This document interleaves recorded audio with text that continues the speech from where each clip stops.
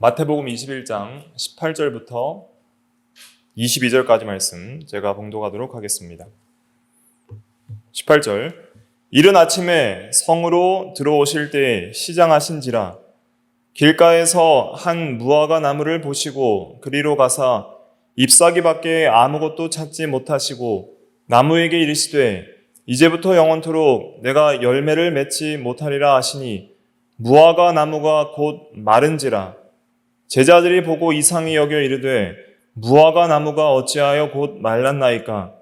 예수께서 대답하여 이르시되 내가 진실로 너희에게 이르노니 만일 너희가 믿음이 있고 의심하지 아니하면 이 무화과 나무에게 된 이런 일만 할 뿐 아니라 이 산더러 들려 바다에 던져지라 하여도 될 것이요 너희가 기도할 때에 무엇이든지 믿고 구하는 것은 다 받으리라 하시니라. 아멘. 이 시간 말씀의 제목은 무화과 나무를 저주하신 예수님, 무화과 나무를 저주하신 예수님이라는 제목으로 하나님의 말씀을 증거하겠습니다. 예수님께서 예루살렘에 입성하셨습니다. 그 입성하신 요일은 이제 주일이고요. 주간의 첫날에 입성하셨고, 그 다음에 입성하신 후에 이제 베다니에서 하룻밤 묵으시고, 마가복음 11장에서 그 시간적 순서를 잘 증거하는데, 그 다음날 이제 성전을 정결케 하기 위해서 다시 예루살렘으로 베다니에서 올라가시는데, 그 올라가실 때에 이제 무화과 나무를 보셨던 거예요. 그 올라가실 때에 이제 이 마태복음에서는 성전 정결케 하는 사건이 먼저 기록되어 있잖아요. 시간 순서로 기록한 것은 아닙니다. 마가복음에 보면은 무화과 나무를 저주하신 사건은 성전을 정결케 하러 올라가실 때에 이제 저주하셨고, 그 다음에 이제 그날 또 쉬시고 그 다음날 올라갈 때 제자들이 무화과 나무가 마른 것을 보고 이렇게 질문을 하게 되는 일이 있습니다. 시간적으로는 좀 저주한 것과 또 무화과 나무에 대해서 제자들이 질문한 것은 하루 정도 차이가 있습니다. 그런데 마태복음에서는 그런 시간 순서를 무시하고 이것을 하나의 이야기로서 압축해서 기록을 하고 있다, 이렇게 생각을 하시면 되겠습니다. 그래서 예수님께서 이제 예루살렘 입성 후에 하룻밤 주무시고 이른 아침에 성전으로 이제 들어오실 때에 그때 시장하셨다 그랬습니다. 예수님께서는 이렇게 가난하신 분이었어요. 그래서 먹을 것도 없어서 아침도 못 드시고 올라오셨는데, 그래서 육체적으로 시장하심을 느꼈던 것을 우리가 볼 수 있습니다. 예수님은 참 하나님이시지만은 우리 인간과 똑같은 육체와 영혼을 가지시고, 그리고 때로는 굶주리기도 하시고 배고프기도 하셨던 것이죠. 그래서 육신적인 배고픔을 달래시기 위해서 길가에 한 무화과 나무를 보셨어요. 무화과 나무는 목적이 어디에 있습니까? 열매 맺는 데 있잖아요. 과실나무예요. 포도나무나 무화과 나무의 특징은 목재로 쓰기 위한 나무가 아닙니다. 그 나무의 가치는 좋은 열매를 맺는 데 있는 거예요. 만약에 좋은 열매를 맺지 못하면 그 나무는 베어버림을 당하는 것이 일반적인 일이죠. 길가에 한 무화과 나무를 보셨어요. 그런데 거기에는 잎사귀가 무성한 나무였습니다. 잎사귀가 무성하다는 것은 그 나무에서 열매를 얻을 수 있다는 것을 의미하는 것이죠. 잎사귀가 많이 이렇게 풍성하게 있다는 것은 이미 그 무화과 나무에 이 열매를 기대하게 만드는 그러한 모습이었다는 것을 보여주는 것입니다. 그래서 예수님께서는 그 무화과 나무를 보시고 그 가운데 가서 이제 열매를 기대하고 무화과를 따먹으려고 하셨는데 19절에 보니까 잎사귀 밖에 아무것도 찾지 못하시고 그랬습니다. 잎사귀 밖에 없는 거예요. 그래서 예수님께서는 그 나무를 저주하시게 됩니다. 19절 한번 같이 읽어볼까요? 19절 시작. 길가에서 한 무화과 나무를 보시고 그리로 가사 잎사귀 밖에 아무것도 찾지 못하시고 나무에게 이르시되 이제부터 영원토록 내가 열매를 맺지 못하리라 하시니 무화과 나무가 곧 마른지라. 네. 잎사귀밖에 없다고 나무에게 좀 너무한 것 아니신가 이렇게 생각을 할 수 있는데 이것은 굉장히 상징적인 의미를 가집니다. 무화과는 무엇을 상징하냐면 예레미야 24장 한번 찾아볼게요. 예레미야 24장 5절에 유대 나라를 상징하는 것이 무화과 나무입니다. 예레미야 24장 5절 같이 한번 읽어볼게요. 시작. 이스라엘의 하나님 여호와께서 이와 같이 말씀하시니라. 내가 이곳에서 옮겨 갈대아인의 땅에 이르게 한 유다 포로를 이 좋은 무화과와 같이 잘 돌볼 것이라. 예. 그래서 이 무화과는 그 하나님의 백성인 유대 나라를 상징을 하는 것입니다. 때로는 포도나무로 비유하기도 하시고 무화과 나무로 복음서에서 여러 번 비유하셨습니다. 상징적인 의미가 있습니다. 무화과는 당시에 이제 하나님의 백성인 유대 나라를 상징하고 또 오늘날은 바로 우리가 무화과입니다. 우리 교회 또 각 성도 한 명 한 명이 무화과 나무예요. 그러면 예수님께서는 우리에게 무엇을 기대하시냐면 열매를 기대하신다는 것을 생각을 해야 됩니다. 모든 인간들에게는 창조주 하나님께서 지으신 목적이 있습니다. 그 목적은 나무로 생각을 한다면, 인간을 나무로 생각한다면 열매 맺는 것이 목적인 것이죠. 하나님께서는 이 세상에서 사람들을 지으사 명령을 하셨습니다. 어떤 명령을 주셨죠? 생육하고 번성하고 땅에 충만하라. 또 정복하고 다스리라. 그래서 번성의 명령을 주셨어요. 그 번성은 단순히 육신적인 자손을 낳는 것뿐만 아니라 또 우리가 하나님 앞에서 바르게 순종하는 삶, 믿음과 순종의 삶을 통해서 우리 삶 속에서 하나님의 영광을 반사하고 하나님의 선하심과 거룩하심과 하나님의 아름다우심과 하나님의 위대하심을 드러낼 그러한 의무가 우리에게 있었던 것이죠. 그러나 타락 이후에 죄인들이 그러한 것을 상실하고 나서 다시 하나님께서 자신의 백성들을 만드시고 그들을 구원하셔서 특별히 구약시대 때 이스라엘 백성과 또 유대 나라, 유대 백성들을 자신의 백성을 삼으시고 그렇게 구원하시고 그들에게 은혜를 주신 것은 하나님의 영광을 드러내는 좋은 열매를 맺는 일들을 하라고 그렇게 구원해 주셨던 것이죠. 그런데 문제는 무엇이냐면 열매는 없고 잎사귀만 무성하다는 것입니다. 잎사귀는 무엇을 상징할까요? 잎사귀는 그 외적인 모양을 상징하는 거예요. 외적인 형식과 또 모양, 모습 이런 것들을 상징하는 것입니다. 외적인 모습은 정말 풍성한 무화과 나무같이 보인다는 거예요. 정말 열매가 많은 무화과 나무처럼 밖에서는 보이는 거예요. 당시 유대 나라에는 성전도 있었죠. 제사장도 있었죠. 율법도 있었죠. 또 바리새인들과 같이 그 율법을 외적으로 잘 준수한다는 그 경건과 거룩의 모양과 모습들이 있었습니다. 굉장히 의식적으로 기도하고 의식적으로 금식하고 의식적으로 하나님의 말씀, 특별히 십계명을 잘 준수하고 그래서 어떤 부자 청년은 어려서부터 이 계명을 하나도 빠짐없이 지켰나이다라고 말할 정도로 그런 외적인 준수의 모습을 잘 갖췄다는 거예요. 누가 봐도 거룩한 하나님의 백성들처럼 보인다는 것이죠. 그것이 잎사귀가 풍성한 것과 같은 것이죠. 그러나 주님께서는 그 속을 보시고 중심을 보신다는 걸 알아야 됩니다. 중심을 보시고 가까이서 살피시고 내면을 살피시는 거예요. 그리고 거기에 참된 열매가 있는 것을 주목하여 보시는 것이죠. 그런데 당시 유대 나라와 유대교는 열매가 없었다는 것을 여기서 가르쳐 주시는 것입니다. 오늘날도 우리 교회에 대한 중요한 교훈을 여기서 가르쳐 주십니다. 교회가 초대교회에 비해서 오늘날 세계적으로 교회가 많이 생기고 한국 교회만 해도 한국 교회가 엄청나게 많이 있고 교파를 초월해서 조사를 하면은 한국 교회의 그 20%가 그러니까 5천만 중에 1,000만이 기독교인이라고 그러잖아요. 그러니까 그 정도로 교회가 번성하고 외적인 모양에 있어서는 나뭇잎이 많은 것처럼 굉장히 모양이 잘 갖추어져 있다 할 수 있지만 그 중심에 하나님께서 정말 찾으시는 열매가 있느냐 이것이 중요한 것이죠. 그러니까 우리의 삶 속에서 또 우리의 마음 속에서 우리의 신앙생활 속에서 여러분들의 매일의 삶 가운데 여러분들의 마음과 여러분들의 말과 행실과 또 모든 공예배와 또 개인적인 예배 시간과 개인적인 말씀 읽는 시간과 기도 시간과 또 모든 가정생활과 사회생활에 있어서 정말 하나님이 기뻐하시는 열매들을 맺혀 나가는 그러한 삶을 살고 있느냐? 주님은 그것을 보신다는 거예요. 그러면 교회가 맺혀야 될 열매는 어떤 것들이 있습니까? 성경에 어떤 열매들을 강조하고 있냐면 마태복음 3장 8절에는 회개에 합당한 열매라고 그랬습니다. 회개에 합당한 열매.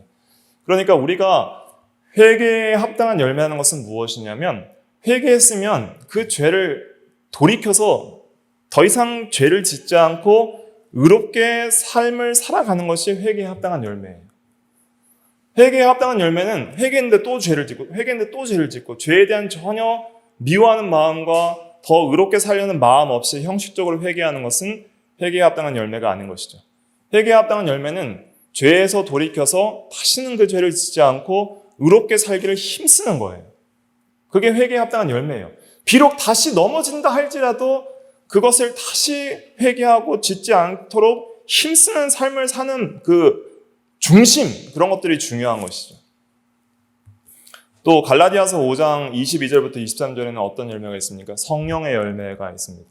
사랑과 희락과 화평과 오래 참음과 자비와 양성과 충성과 온유와 절제. 이 9가지는 성령의 한 열매입니다. 이 9가지는 성령께서 우리에게 맺히게 하시는 한 열매예요. 그래서 그리스도인들에게는 반드시 첫째로는 가장 중요한 것은 사랑의 열매가 있어야 됩니다. 이 사랑은 예수 그리스도의 십자가의 구속을 통해서 우리에게 알게 하시는, 계시하시는 그 사랑을 가리키는데, 그래서 하나님의 사랑을 그리스도의 십자가를 통해서 깊이 깨닫고 그 사랑을 알아서 이제는 우리가 하나님을 사랑하고 이웃을 사랑하는 그 사랑의 열매를 가리키는 것이죠. 참으로 사랑하는 사람은 뭐가 있을까요? 정말 사랑하는 사람, 진실한 사랑을 하는 사람은 희락이 있는 거예요. 희락.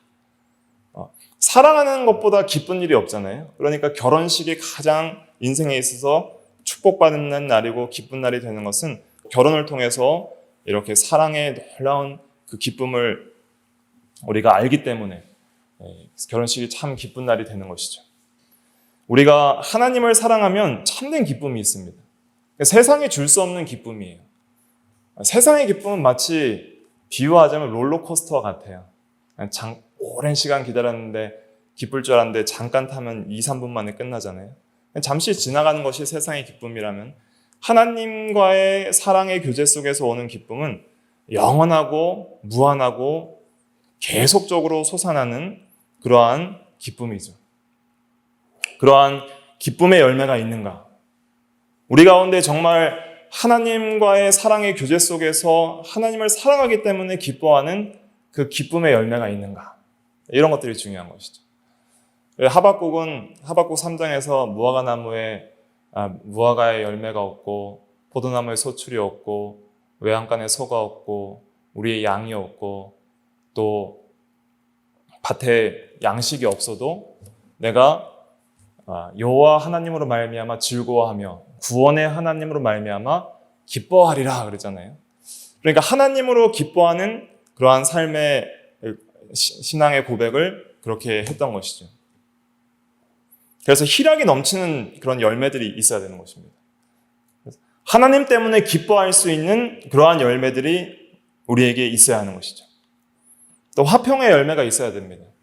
참으로 예수 그리스도를 통해서 우리가 하나님과 화목하고 하나님과 화평한 우리들은 이제는 하나님과의 관계에 있어서 화평하고 또 사람과의 관계에 있어서 화평하고 또 피조세계와의 관계에 있어서도 화평한 그러한 삶을 살아야 하는 것이죠. 참으로 화평한 삶을 살 때에 평강이 임하는 거예요. 참된 안식이 임하는 것입니다. 또 오래 참음의 열매들이 있어야 됩니다. 오래 참음이라는 것은 그 인내하는 것과 같은 거예요. 그래서 여러 가지 고난과 시험을 오래 참고 또 여러 가지 악들을 오래 참고 나를 핍박하는 자들을 용서하고 그들을 참아주는 것, 그러한 것이 오래 참음의 열매라 할 수 있습니다. 하나님과의 관계에 있어서 화평하고 기쁨이 있기 때문에 우리가 모든 세상에 있어서 당하는 여러 가지 시험 가운데서도 하나님이 주시는 은혜 때문에 오래 참을 수가 있는 거예요. 또 자비, 불쌍히 여기는 마음들이 있어야 되는 것이죠. 남을 불쌍히 여기고 또 인자하고 관대한 태도로 대하는 것. 또 양선이라는 것은 무엇이냐면 착하고 선하다는 뜻입니다. 착하고 선하다. 그래서 정말 다른 사람에게 적극적으로 선을 행하는 것, 그것이 양선이에요. 정말 어려운 것을 도와주고 행함과 진실함으로 사랑하고 도와주는 것이 양선이다 할 수가 있겠습니다. 말로만 하는 것이 아니라. 그리고 마지막으로 충성이라는 것은 사실은 이 믿음과 동일한 단어예요. 헬라어로는 피스티스라고 하는데 충성은 믿음이다 이렇게 얘기할 수도 있습니다. 그래서 성령의 마지막 그 열매가 충성이라는 것은 믿음이라고도 번역될 수 있는데 이것은 하나님을 굳게 믿고 하나님께 신실하게 사는 삶을 가리키는 거예요. 하나님의 말씀을 신실하게 믿고 순종하는 면, 순종하는 면까지 합쳐서 충성이라고 할 수 있는 것입니다. 충즉진명이라고 그러잖아요. 충성은 목숨을 다하는 것이다. 목숨을 다하기까지 신실하게 하나님께 순종하는 면, 믿고 순종하는 면, 그것이 충성이고 또 이웃에 대해서도 진실하고 또 신실해야 되는 면이 충성이라는 단어에 또 함축된 의미라 할 수가 있겠습니다. 그래서 이런 열매들이 우리가 있는지 한번 점검을 해봐야 되는 것이죠. 지속적으로. 또 에베소서 5장 9절에 보면 어떤 열매가 있다고 그랬어요? 빛의 열매가 있다고 그랬습니다. 빛의 열매. 빛의 열매는 세 가지인데 뭐예요? 모든 착함과 의로움과 진실함이라 그랬습니다. 착함과 의로움과 진실함. 이 착함도 그 양선과 똑같은 말이에요. 양선과 원어는 똑같은 말인데 적극적으로 선을 행하는 면을 착함이라 그렇게 번역을 한 것입니다. 또 의로운 면, 의로움은 율법을 순종하는 것이 의입니다. 또 진실한 것은 거짓말을 하지 않고 진리를 온전히 믿고 순종하는 것이죠. 이러한 면들이 우리에게 있는지를 살펴봐야 됩니다. 또 몇 가지만 더 언급해드리면 로마서 6장 22절에 보면 거룩함에 이르는 열매라 그랬고 또 고린도 후서 9장 10절에는 의의 열매라 그랬습니다. 거룩함에 이르는 열매, 또 의의 열매, 이러한 열매들이 있어야 되는 것이죠. 그런데 이 열매를 맺으려면 어떻게 해야 될까요? 열매를 맺으려면 그 나뭇가지가 나무로부터, 뿌리로부터 연합되어 있어야 되고 또 생명의 진액을 공급받아야 됩니다. 공급받는 게 있어야지 열매를 맺힐 수 있는 거예요. 근데 이런 열매가 없다는 것은 어떤 의미를 우리에게 가르쳐 주냐면 그 생명의 능력과 진액을 나무 뿌리와 줄기로부터 공급받지 못한 그러한 면을 우리가 깨닫게 되는 것이죠. 그래서 우리는 포도나무 가지고 또 우리 주님은 포도나무신데 우리가 주님께 붙어 있을 때에 비로소 주님으로부터 생명의 역사와 생명의 능력을 공급받게 되고 비로소 열매를 맺는다는 것을 여기서 깨달아야 하는 것이죠. 그래서 열매를 맺지 못한다는 것은 어떤 것을 의미하냐면 우리가 마음으로부터 주님을 이미 떠났다는 것을 뜻합니다. 우리가 마음으로부터 주님을 떠나면 우리는 생명과 끊어지게 되는 거예요. 그렇기 때문에 우리는 열매를 맺을 수 있는 힘과 능력을 공급받지 못하는 것이죠. 요한복음 15장 한번 찾아보도록 하겠습니다. 요한복음 15장 4절과 5절 같이 읽어볼게요. 시작. 내 안에 거하라. 나도 너희 안에 거하리라. 가지가 포도나무에 붙어있지 아니하면 스스로 열매를 맺을 수 없음같이 너희도 내 안에 있지 아니하면 그러하리라. 나는 포도나무요 너희는 가지라. 그가 내 안에 내가 그 안에 거하면 사람이 열매를 많이 맺나니 나를 떠나서는 너희가 아무것도 할 수 없음이라. 아멘. 여기서 중요한 것은 포도나무 가지는 포도나무에 붙어있지 아니하면 스스로 열매를 맺을 수 없다 그랬습니다. 그러니까 우리 힘으로 스스로 열매를 맺을 수가 없어요. 성령의 열매라는 것도 성령께서 함께 하셔야 맺혀지는 열매고 빛의 열매도 빛이신 주님이 함께 하셔야 맺혀지는 열매인 거예요. 그러니까 우리가 스스로 열매를 맺으려 하면은 열매 없는 무화과 나무같이 되는 거예요. 유대교가 그랬습니다. 하나님의 능력도 모르고 예수님이 누구신 줄도 모르고 자기의 힘으로 경건의 모양을 갖추려고 했던 거예요. 그래서 우리가 어떤 경건의 모양들을 갖출 수 있습니다. 자기 힘으로. 기도의 모습, 또 성경 읽기의 모습, 예배 참여의 모습, 외적으로 여러 경건의 모양들을 갖추고 선한 말과 선한 행실을 하는 것처럼 할 수 있지만은, 그러나 정말 그 속에서, 마음 속에서부터 변화되어 나오는 그러한 능력의 역사, 정말 마음 속으로부터 공급되는 놀라운 생명의 능력으로부터 우리의 마음이 변화되고 또 우리의 말과 행실이 변화되는 그러한 역사, 그것은 우리의 힘과 능력으로는 이루어낼 수 없는 거예요. 그래서 우리는 주님 안에 거하는 것을 힘써야 됩니다. 주님 안에 거하면 주님께서 우리 안에 충만하게 계세요. 주님이 충만하면은 그 주님의 마음도 충만해지고 주님의 뜻과 주님의 지혜와 주님의 사랑과 주님의 능력들도 우리 안에 충만해지는 거예요. 실제로 그런 영적의 역사가 있습니다. 그러한 것을 우리가 사모해야 하는 것이죠.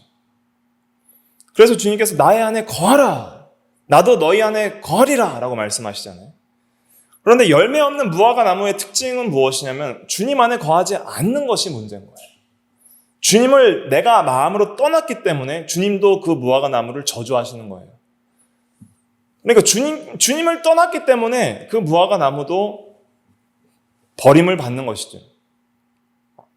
그럼 우리가 주님 안에 거하려면 어떻게 해야 됩니까? 주님의 말씀을 믿고 그리고 순종하는 삶을 살아야 됩니다. 믿음과 순종, 그것이 주님 안에 거하는 방법이에요. 예수 그리스도를 내가 온전히 믿고 그리고 그 말씀을 어떤 상황에서도 순종하기를 힘쓰면 주님이 내 안에 거하시고 나도 주님 안에 거하게 되고, 그리고 주님께서 공급해 주시는 힘과 능력을 공급받게 되는 것입니다. 믿을 수 없는 상황 가운데서도 믿어야 됩니다. 하나님의 살아계심을 믿고 하나님의 함께하심을 믿고 여러 가지 시험 속에서도 주님이 나와 함께하심을 믿고 주님을 떠나면 나는 죽는다 하는 그러한 생각을 가지고 가지가 포도나무에 붙어있지 않으면 생명의 역사가 떠난다 하는 그러한 간절하고 절박한 마음을 가지고 주님께 붙어있자 하는 마음을 가져야 되는 거예요. 이런 마음이 중요합니다.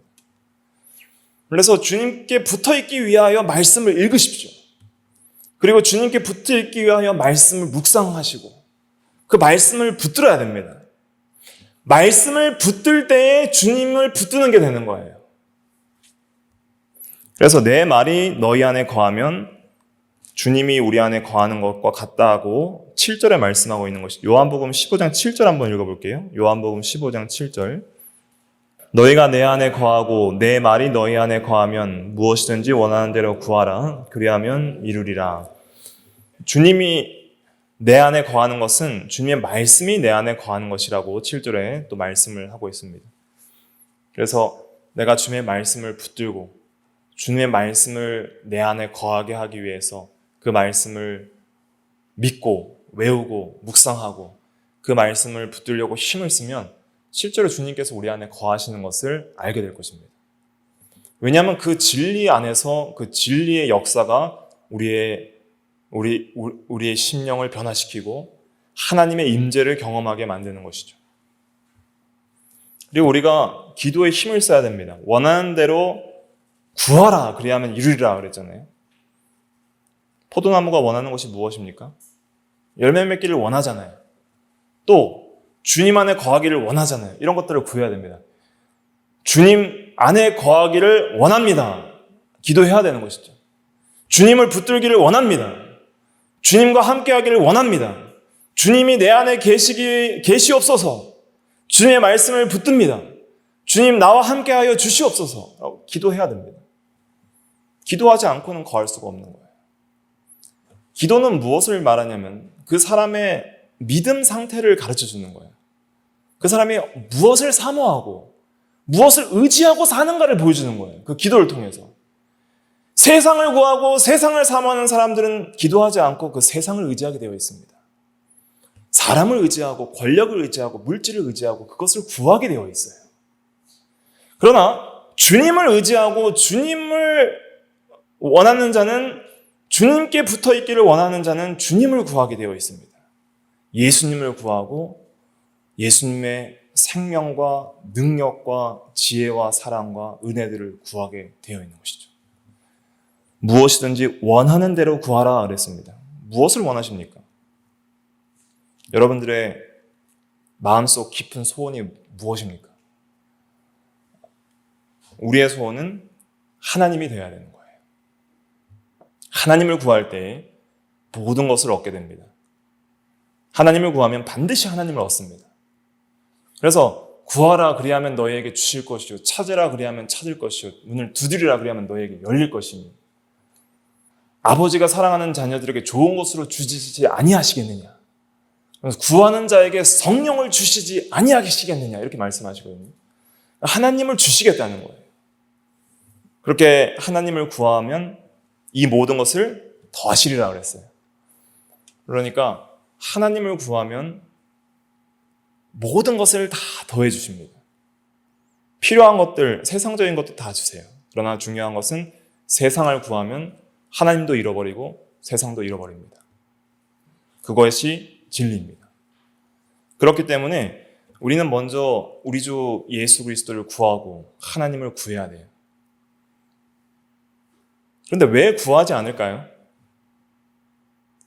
왜 구하지 않을까요? 귀한지 모르기 때문에 구하지 않는 것입니다. 그리고 그렇게 절실하지가 않은 거예요. 내 삶에서 예수 생명이 그렇게 절실하지가 않아요. 예수 사랑과 예수 은혜가 절실하지가 않아요. 예수님의 능력과 예수님의 함께 하심이 절실하지 않아요. 예수님이 함께 안 해도 세상 친구들 많고, 예수님이 함께 안 해도 재물이 많고, 예수님이 함께 안 해도 건강하고, 예수님이 함께 안 해도 지혜 있고 하니까 살아갈 만한 거예요. 그런데 정말 하나님께서 우리를 사랑하신다면 끝까지 주님을 구하지 않는 자들에게 모든 것을 걷어가실 것입니다. 그리고 광야에서 홀로 남게 하실 것입니다. 그때 주님을 바라보도록 은혜를 주실 거예요. 그때 주님을 간절히 구할 때에 주님 한 분이면 족합니다 하는 고백들을 하게 될 것입니다.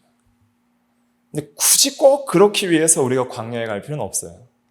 현실 속에서 여러 가지 하나님께서 주시는 일반 은혜를 누린다 할지라도 내 심령이 가난해지면 되는 거예요. 내 심령이 가난해지고 정말 나는 부족하고 연약하고 전적으로 부패한 죄인이고 참으로 이 세상에서 하나님께서 주신 많은 은혜가 여전히 나에게 남아있지만 그럼에도 불구하고 나는 하나님 없으면 안 됩니다 하는 그런 절실한 마음, 겸손한 마음, 가난한 마음이 있어야 되는 것이죠. 가지가 혼자 남아서 무슨 열매를 맺겠습니까? 포도나무에 떨어진 가지가 혼자 남아서 말라 비틀어지는 것밖에 할 수 없는 그런 가지 존재인 것이 우리인데 잠깐 생명의 진액이 그 가지에 남아있다고 그것으로 만족하고 사는 것이 우리 인생이에요. 하나님을 떠난 우리의 인생은 그런 모습과 같은 것입니다.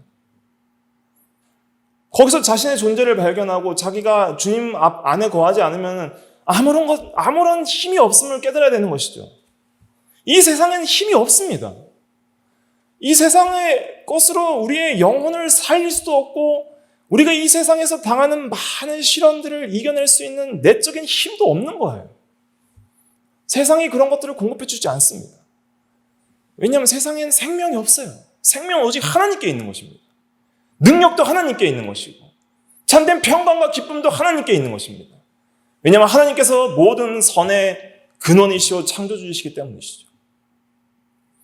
그렇기 때문에 우리는 하나님을 의지해야 됩니다. 하나님을 바라봐야 되고 하나님을 구해야 됩니다. 하나님을 참으로 원해야 됩니다. 그런 믿음을 달라고 우리가 기도해야 됩니다. 만약에 내가 아직 하나님이 전혀 소중하게 느껴지지 않고 우리 주님을 구할 마음이 없으면 그러한 마음을 달라고 먼저 구해야 되는 것이죠. 하나님, 저는 주님 없어도 살만합니다. 주님이 그렇게 소중하게 느껴지지 않습니다. 이러한 나의 완악한 마음을 회개하게 하시고 주님만을 구하게 하여 주시옵소서 하는 그러한 마음을 달라고 해야 되는 것이죠. 그래서 바울은 이 세상의 모든 귀한 것들을 누리고 특별히 율법으로는 흠이 없고 바리새파로서 그 유대교에서 굉장히 실력 있는 사람이었지만은 예수 그리스도를 만나고 나서 모든 것을 다 배설물같이 여겼다 그랬어요. 주 예수 그리스도를 아는 지식이 가장 고상함이나 이 모든 것을 배설물같이 여긴다 그랬어요. 그것은 내가 그리스도를 얻고 그 안에서 발견되기 위함이니 그리스도를 얻기 위하여 다른 것을 배설물처럼 여겼다는 거예요.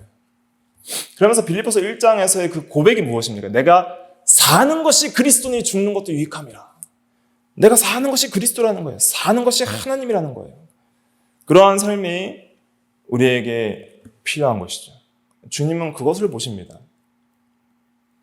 주님은 자신의 모든 것을 다 희생하여서 우리를 구원하시고 우리를 사랑하시고 우리를 자신의 것으로 사셨어요. 그런 주님께서 우리에게 바라는 것이 무엇일까요? 외적인 헌신? 많은 헌금? 봉사? 교회 건물을 세우는 것? 그러한 외형적인 모습도 분명히 때로는 필요하겠죠. 그러나 본질은 무엇이냐면 우리를 사랑하사 우리를 구원하셔서 자기의 백성 삼으신 주님께서 우리에게 진정으로 원하시는 것은 주님을 구하는 것입니다. 주님을 사랑하는 거고 주님을 의지하고 주님 안에 거하기를 힘쓰는 거예요. 그럴 때 실제로 주님께서 내 안에 거하시고 나도 주님 안에 거하는 역사가 일어납니다. 이것은 어떻게 말로 설명할 수 없는 영적이고 신비한 역사예요. 그것은 받은 자밖에 알 수 없는 놀라운 은혜입니다. 그러한 은혜를 받은 자들은 세상이 감당할 수 없는 믿음을 갖게 되며 세상이 줄 수 없는 소망을 갖게 되고 세상이 어떻게 할 수 없는 강한 믿음을 가지게 되고 그리고 내가 사는 것이 그리스도니 죽는 것도 유익하다는 그러한 고백이 진실로 나오게 되는 것이죠. 그러한 은혜들을 우리가 받을 때 실제로 주님으로부터 주시는 그 힘 때문에 우리가 맺혀지는 열매들이 있습니다. 주님이 하셨습니다 하는 그런 열매들이 맺혀지게 되는 거예요. 사랑과 희락과 화평과 오래 참음과 자비와 양성과 충성과 온유와 절제, 빛의 열매인 모든 착함과 의로움과 진실함, 경건과 의의 열매. 그런 열매들이 나의 힘이 아니라 오직 나는 주님을 의지하고 주님을 구했을 뿐인데 주님께서 주시는 힘과 능력 때문에 변화하여 새 사람이 되는 것이죠. 능력의 역사들이 속에서 흘러나와서 뿌리로부터 진액을 공급받아서 힘이 넘쳐서 내 마음이 변하고 나의 생각이 변하고 나의 감정이 변하고 나의 의지가 변하고 나의 말이 변하고 나의 행실이 변하고 나의 삶이 변화되는 역사들이 일어나는 거예요. 그러면 이런 많은 열매들을 맺히게 될 것입니다. 그런 열매들을 맺혔을 때 이것이 내가 맺혔다라고 고백할 수 있겠습니까? 오직 주님이 하신 은혜입니다 라고 겸손히 고백하겠죠. 그런 동시에 이 많은 열매들은 하나님을 기쁘시게 할 것이지만 그러나 그 많은 열매들은 또한 누구를 기쁘게 할까요? 나무 자체인 나를 기쁘게 하는 거예요. 나. 세상이 줄 수 없는 놀라운 기쁨. 나무에게 가장 큰 기쁨은 뭘까요? 무화과 나무에게 있어서 가장 큰 기쁨이 뭐예요? 좋은 열매 맺히는 거예요. 좋은 열매. 그런 좋은 열매가 맺혔을 때 그 나무에게는 말할 수 없는 기쁨이 넘치는 것이죠. 그리고 그 열매는 오직 우리 주 예수 그리스도의 은혜로 나에게 주어진 은혜의 선물입니다 라고 고백하며 모든 영광을 하나님께 돌리게 될 것입니다. 아무쪼록 우리는 열매 맺기 위하여 부르심받고 창조되었고 구속받은 나무입니다. 정체성을 아는 것이 인생의 방향을 바로 설정할 수 있는 것입니다. 내가 누구인지를 알아야지 어디로 갈지를 아는 거예요. 내가 누구인지를 알아야 인생의 목적을 아는 거예요. 내가 나무라면 나의 인생의 목표는 열매 맺는 것입니다. 그리고 목표를 알았으면 어떻게 해야 열매를 맺는 그 구체적인 방법을 찾게 되는 것이죠. 그 방법은 우리 주 예수 그리스도 안에 거하는 것뿐이다. 말씀을 내 안에 모시는 것뿐이다. 그것만이 방법이라는 것을 깨닫게 되는 거예요. 근데 내가 열매 맺어야 될 그러한 나무인지 모르고 살아가기 때문에 다른 것들을 추구하게 되는 것이죠. 아무쪼록 우리가 주님 안에 거해서 무화과 나무 열매를 많이 맺는 그러한 성도가 되어야 되겠습니다. 예수님께서 그 무화과 나무를 저주하셨습니다. 열매가 없는 걸 보고 저주하신 거예요. 저주하셨을 때에 놀라운 역사가 일어났습니다. 그렇게 잎사귀가 풍성한 나무가 그 즉시 말라버렸어요. 제자들이 그 다음날 보고 너무 이상하게 여겨서 어떻게 이 무화과 나무가 순식간에 말랐습니까? 라고 질문하게 됩니다. 오늘 본문 마태복음 21장으로 돌아오셔서 20절부터 22절까지 한번 같이 읽어볼게요. 20절부터 22절까지 시작. 제자들이 보고 이상히 여겨 이르되 무화과 나무가 어찌하여 곧 말랐나이까? 예수께서 대답하여 이르시되 내가 진실로 너희에게 이르노니 만일 너희가 믿음이 있고 의심하지 아니하면 이 무화과 나무에게 된 이런 일만 할 뿐 아니라 이 산더러 들려 바다에 던져지라 하여도 될 것이요 너희가 기도할 때에 무엇이든지 믿고 구하는 것은 다 받으리라 하시니라. 예수님의 놀라운 능력의 역사가 일어났을 때에 제자들이 물어봤습니다. 어찌하여 이렇게 말랐습니까? 그때 예수님께서 제자들에게 믿음의 기도를 가르쳐 주셨습니다. 그래서 중요한 건 믿음의 기도예요. 믿음의 기도. 의심하지 않고 반드시 될 줄로 믿고 기도하는 그 믿음의 기도는 역사하는 힘이 있다는 거예요. 진실로 너희에게 이르노니 강조입니다. 만일 너희가 믿음이 있고 의심하지 아니하면 이 무화과 나무에게 된 이런 일만 할 뿐 아니라 이 산들어 들려 바다에 던져지라 해도 될 것이요. 산이 들려 바다에 던져지라는 것은 상징적 표현입니다. 산이 들려서 바다에 던지는 것이 그게 우리 인간 생각으로 가능한 일입니까? 불가능해 보이는 일이에요. 그러니까 산과 같이 큰 난관, 큰 장애물, 큰 시험, 그리고 산이 들려서 바다에 옮겨진다는 것은 인간의 지각과 생각으로는 절대 이루어질 것 같지 않은 불가능한 현실을 말하는 거예요. 내 앞에 주어진 불가능한 현실, 절대 하나님도 못할 것입니다 하는 죽은 나사로를 살리는 것 같은 그러한 놀라운 일들을 믿음의 기도를 하는 자들에게 이루어 주시겠다는 거예요. 하나님은 전능하시기 때문에 믿음의 기도를 하는 자들에게 그 전능하신 역사를 보여주시겠다는 것이죠. 그리고 또 너희가 기도할 때 무엇이든지 믿고 구하는 것은 다 받으리라 하시니라 그랬습니다. 여기서 오해하지 마셔야 할 것이 있습니다. 여기서는 내 마음대로 나의 계획과 목표를 정해놓고 그대로 이루어질 것을 믿습니다라고만 한다면은 다 들어주신다는 것을 말하는 것이 아닙니다.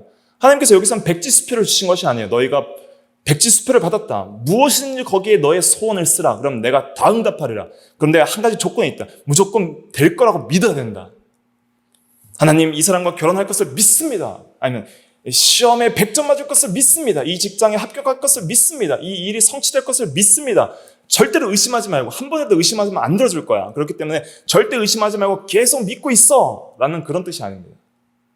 이걸 오해하셔서 내가 원하는 계획과 목표를 정해놓고 한 점 의심하지 않고 그걸 이루어질 걸 계속 믿고 있으면 그렇게 기도하면 하나님께서 나의 기도를 다 들어줄 것이다 라고 그렇게 적용해서는 절대 안 되는 구절이죠. 여기서 믿는다는 것은 나를 믿는다는 것도 아니고 내가 계획하고 생각하는 것을 믿으라는 것도 아닙니다. 여기에 믿음의 대상은 누구를 가리킵니까? 하나님을 가리키는 거예요. 하나님을 믿고 하나님의 말씀을 믿으라는 뜻입니다. 대상이 나 중심이 아니라 하나님 중심으로 되어야지 이 성경을 바로 해석할 수가 있습니다. 마가복음 11장 한번 넘어가 보겠습니다. 마가복음 11장 22절 말씀 신약 74페이지 22절부터 24절까지 한번 읽어볼게요.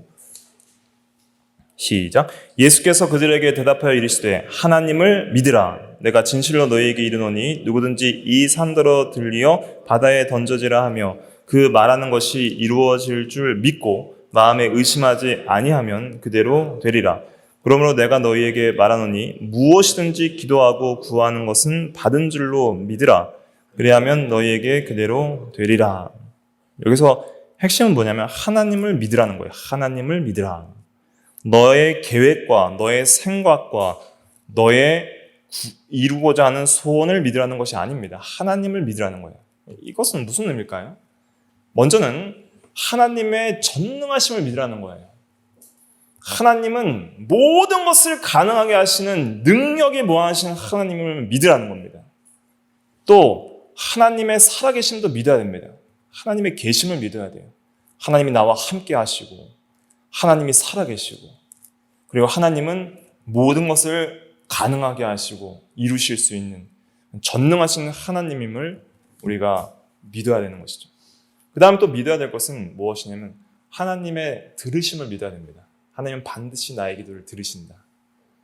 근데 누구로 들으시는 거예요? 아버지로 들으시는 거예요. 아버지가 아들이 뭘 달라고 구했을 때 여러 가지 응답이 있죠. 안 돼도 응답입니다. 안 돼. 다른 걸 줄게. 아니면 바로 줄게. 아니면 더 좋은 걸 줄게. 아니면 좀 기다려. 여러 가지 응답이 있습니다. 기도의 응답이.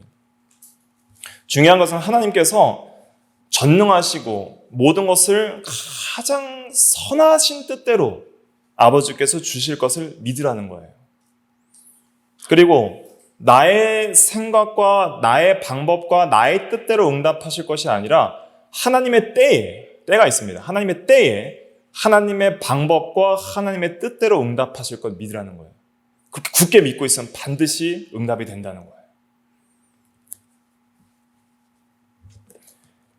그래서 우리가 기도 가운데 내가 생각하는 대로 하나님이 응답하시지 않는다고 해서 하나님이 안 계신 것도 아니고 하나님이 안 듣는 것도 아니고 하나님이 선하시지 않은 것도 아니고 하나님이 내 하나님이 아닌 것도 아닙니다. 때로는 성도들이 낙심하는 것 중에 하나는 무엇이냐면 하나님 이거 정말 하나님의 뜻이라고 생각해서 기도했습니다. 예를 들면 어떤 선교지에서 그 성경 번역을 해서 이 야만 민족에게 성경을 공급해서 사역을 하려는 선교사가 있었어요. 그런데 그 성경을 번역하는 그 민족, 그 야만 민족의 언어에 능통한 그 성경 번역자가 갑자기 병에 걸려서 죽게 되었어요. 그래서 그 선교사가 하나님 이 사람이 죽으면 선교가 안 되니까 그건 하나님의 뜻이 아닌 것이 아닙니까? 선교를 하는 것이 하나님의 뜻이지 않습니까? 이 사람 무조건 살려주셔야 됩니다. 살려주셔야 됩니다. 안 살려주셨어요. 그리고 여러 선교에 있어서 많은 난항이 있었던 것이죠. 우리가 정말 이건 하나님의 뜻이라고 생각할지라도 하나님께서는 때로는 안 들어주실 수도 있어요. 그것이 하나님의 그 모든 지혜로운 계획 중에 선하시기 때문에 그렇게 안 들어주실 때도 있는 거예요. 근데 사람들이 기도를 했는데 안 들어주시더라 하니까 하나님을 떠나고 또 하나님의 선하심을 의심하는 경우들도 있는 것이죠. 근데 여기서 하나님을 믿으라는 것은 무엇이냐면 하나님은 항상 우리의 기도를 들으시고 우리와 함께 하시고 우리에게 가장 선한 길로 인도해 주시는 나의 아버지시요 사랑의 하나님을 어떤 상황 가운데서도 의심하지 않고 믿으라는 거예요. 그러면 하나님께서 가장 귀한 것, 선한 것으로 너희에게 주시겠다는 거예요. 악한 자라도 하물며 자기 아들에게 좋은 것을 줄 줄 알거든 하물며 하늘에 계신 너희 아버지께서 너희에게 좋은 것으로 주시지 아니하시겠느냐라는 말씀을 믿으라는 거예요. 그러니까 우리가 어린아이들을 보면 엄마 아버지가 때로는 뭐 안 돼, 기다려, 바로 줄게 뭐 여러 가지 방법들로 대답을 하지만은 아이들이 어머니들이나 아버지가 때로는 거절한다 할지라도 그 아이들에게는 엄마 아빠에 대한 뭐가 있어요? 믿음은 있는 거예요. 믿음. 엄마 아빠가 나를 사랑하셔서 그러는 거야 하는 믿음은 있는 거예요. 그러한 믿음을 가져야 된다는 것이죠. 그러한 믿음을 가지고 우리가 구할 때 하나님께서 가장 귀한 것으로 주시는데 첫째로 뭘 주실까요? 하나님을 믿고 구하는 자에게 뭘 주실까요? 하나님을 주시는 거예요. 하나님을. 내가 여러 가지를 구했어요. 그런데 하나님을 의지할 때 하나님을 주세요. 사드락과 메삭과 아벳느고 말씀드리고 할 얘기가 많은데 이 말씀만 드리고 마칠게요. 사드락과 메삭과 아벳느고가 느부갓네살 왕이 세운 금신상 앞에 절하라는 명령을 받았습니다. 누구든지 이 금신상에게 절하지 아니하는 자에게는 맹렬히 타는 풀무불 용광로에 집어넣을 것이다. 그렇게 엄명을 내렸습니다. 모든 사람들이 절할 때 사드락, 메삭, 아벳느고는 절하지 않았습니다. 그래서 느부갓네살 왕이 불렀습니다. 다시 절하라. 그렇지 않으면 풀무불에 넣겠다. 그럴 때 사드락, 메삭, 아벳느고는 이렇게 말했습니다. 만일 그러하실 것이면 왕이시여 하나님께서 우리를 그 풀무불 가운데서 구원해 주실 것입니다. 전능하신 하나님께서 우리를 풀무불 가운데서 구원해 주실 것입니다. 이것이 하나의 기도예요. 하나님의 전능하심을 믿습니다. 풀무불일지라도 우리가 하나님을 믿고 순종할 때 반드시 우리의 생명을 살려주실 것을 믿습니다. 이것이 하나의 기도인 거죠. 근데 안 들어주실 수도 있잖아요. 하나님의 뜻이니까. 그렇기 때문에 비록 그리 아니하실지라도 그 기도 우리는 그렇게 믿습니다. 그리고 그렇게 지금 기도하고 이 자리에 섰습니다. 그런데 하나님이 더 선한 뜻이 있어서 만약에 우리를 풀무불 가운데서 육신의 생명을 구원해 주시지 아니하실지라도 우리는 누굴 믿겠다는 거예요? 하나님만을 믿겠습니다. 나는 왕의 신에게도 신을 섬기지도 아니할 것이고 금신상에게 절하지도 아니할 것이고 나는 하나님만을 믿겠습니다. 왜냐하면 하나님만이 참 하나님이시고 하나님만이 나의 하나님이고 나의 아버지시고 나의 주시고 그분만이 참 신이시기 때문에 나는 이래나 저래나 그리 아니실지라도 하나님을 믿겠습니다. 그렇게 한 것이죠. 이것이 믿음의 기도입니다. 나의 원대로 마옵시고 아버지의 원대로 하옵소서. 이게 누구 기도였어요? 예수님의 기도였어요. 이 잔이 내게서 지나가게 하옵소서. 그러나 나의 원대로 마옵시고 아버지의 원대로 하옵소서. 고난의 잔이 지나가게 하옵소서. 그러나 나의 원이 아니라 아버지의 원대로 하옵소서. 이 기도는 하나님을 믿는 기도입니다. 나의 지식과 나의 계획과 나의 목표, 나의 인생 목표를 믿는 계획이 아니라 하나님을 믿는 거예요. 모든 삶을 주관하시고 나를 사랑하사 나를 구원하시고 가장 선한 길로 인도해 주실 그 사랑의 하나님을 전적으로 의지하는 거예요. 때로는 내가 이해하지 못하는 순간에도 의지하는 거예요. 왜냐하면 하나님의 사랑을 알기 때문에. 어린아이들은 부모의 모든 계획과 생각을 몰라도 하나 아는 것이 있으니 부모가 나를 사랑한다는 그 사랑의 감정을 알기 때문에 어떤 상황 가운데서도 부모를 의지하는 것이죠. 그것처럼 어떤 상황 가운데서도 하나님을 믿고 기도하는 것이 중요합니다. 그러면 누굴 얻어요? 하나님을 얻습니다.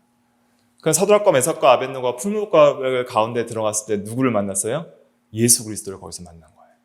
예수 그리스도의 성육신 전의 신현, 신들의 아들과 같은 한 사람이 그 가운데 함께 거하고 거기 풀무불이 주님을 만나는 그 놀라운 천국이 되었던 것이죠. 아무쪼록 우리가 이 세상에서 열매를 많이 맺어야 됩니다. 열매를 맺으려면 주님이 우리 가운데 거하셔야 돼요. 주님을 구하십시오. 믿음으로 주님을 구하십시오. 여러 가지 시험과 형편에 따라서 우리가 구해야 될 것들이 많이 있습니다. 일용할 양식도 구하라고 주기도문에 말을 하고 있잖아요. 우리의 육신적인 필요도 우리가 구할 수 있어요. 왜냐하면 그거 모든 것을 하나님께서 주심을 믿기 때문에. 그러나 모든 구함들이 우리에게 있어야 되고 다른 사람들을 위한 기도도 우리에게 있어야 되지만 가장 본질적으로 우리가 구해야 될 분이 누구예요? 하나님입니다. 하나님을 구할 때에 모든 것을 얻게 되는 것이죠. 그러나 모든 것이 있어도 하나님을 잃으면 모든 것을 잃게 되는 것입니다. 이것을 깊이 깨닫고 우리가 정말 주님을 구해서 주님 안에 거하는 우리가 다 되어야 되겠습니다. 기도하겠습니다.